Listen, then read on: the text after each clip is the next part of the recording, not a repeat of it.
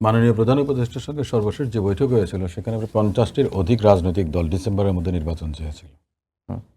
তাহলে 3টি 4টি 5টি দল সন্তুষ্টি প্রকাশ করা প্রকারান্তরে 50-এর মতো রাজনৈতিক দল যখন বলে যে ডিসেম্বরের মধ্যে নির্বাচনটা হওয়া উচিত, তাহলে জাতির প্রত্যাশা পূরণ হয়নি। এটা সহজ সরল সমীকরণের মধ্য দিয়ে বলা যায়।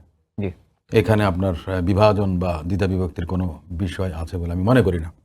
দ্বিতীয় কথাটা হচ্ছে যে দেখুন, যে 15, 16, 17 বছর আন্দোলন হয়েছিল 1-11 থেকে আরম্ভ করে সে 2 বছর, তার পরবর্তীতে এসে 15 বছর আওয়ামী ফ্যাসিস্টের যে শাসন করে, সেখানে আমরা আন্দোলন করেছিলাম কারণ আমরা দেখেছি কি বিনা ভোটে নির্বাচন হয়েছে, 153 জন নির্বাচিত হয়েছেন।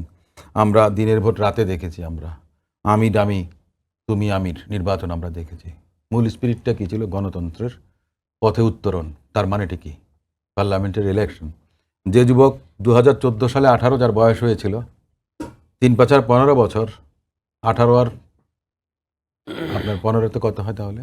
তার বয়স 33 বছর বয়স এসে মানে কেউ কথা রাখেনি। তো এখন তো দেখছি তাই তো, কেউ কথা রাখছেন না। একই বিষয়টা তো হলো। তো সেদিক থেকে যদি বলি যে এটা জাতির প্রত্যাশার প্রতিফলন হয়নি, সোজা কথা। এখন কেউ বলবেন সন্তোষ প্রকাশ করবেন, খুব সহজ কথা। আপনি কেন আপনাকে এপ্রিলে নির্বাচন প্রথমার্ধে দিতে হবে? কেন ডিসেম্বরে সম্ভব না? আপনি এপ্রিল পর্যন্ত যাবেন। দেখুন আমাদের দলের স্থায়ী, আমাদের বাংলাদেশ জাতীয়তাবাদী দল কিন্তু দলগতভাবে এখনো কোনো আনুষ্ঠানিক প্রতিক্রিয়া ব্যক্ত করেননি। তবে আমি যতটুকু দেখেছি, জনাব সালাউদ্দিন আহমেদ বিএনপি স্থায়ী কমিটির একজন সদস্য, আমি নিজেও ব্যক্তিগতভাবে মনে করি ফেব্রুয়ারির মাঝামাঝি থেকে আপনার রোজা আরম্ভ হবে, মার্চের মাঝামাঝি পর্যন্ত সেটা যাবে। অফিস আদালত সব কিছু শেষ করতে করতে দেখা গেছে মার্চের শেষ সপ্তাহ আসবে। নির্বাচনের জন্য একটা শিডিউল দিতে হয়, একটা সময় থাকে 45 দিনের।